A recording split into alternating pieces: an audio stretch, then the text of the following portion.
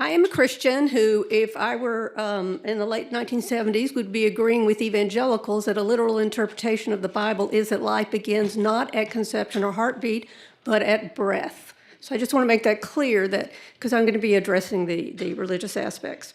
I want to begin with a real-life example of what can happen to churches and religious organizations, even conservative ones, if this bill passes as is with the RFRA standards inside of it. Changes inside of it. Along with the legal changes that encourage frivolous suits, this bill strips Religious Freedom Restoration Act rights on the issue of abortion from the versions that I have seen. Texas Right to Life is a high-profile and well-funded anti-abortion organization. In August 2022, TRL's political from a minor. Imagine this incident happening after the passage of this bill. The pre-litigation discovery provided for in this legislation results in mandatory responses to demands with no option for Texas Right to Life to refuse. TRL leaders and staff can be subject to mandatory depositions and any demand for documents that may provide evidence of the purchase of a medication by Bowen to cover up his crimes.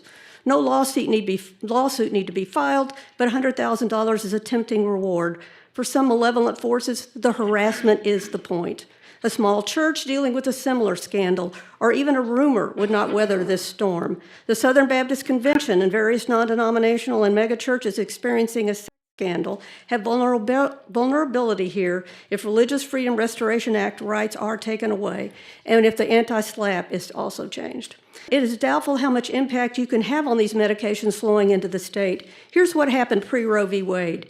Knitting needles and unwound coat hangers inserted into the body, drinking poisonous liquids, sleeping in temperature extremes, even one case of a woman shooting herself in the womb to end a pregnancy, sepsis, maiming, death from many gruesome methods. That is what's happened before Roe v. Wade, and EMTs are reporting it is happening again.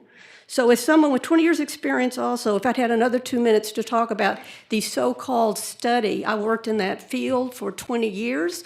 The study that they will often refer to as a 10% rate of complications from mifepristone, it is a joke. It is a paper. It is not a study. I have information that's too long to deliver that I'm happy to give you in writing if you're open to that.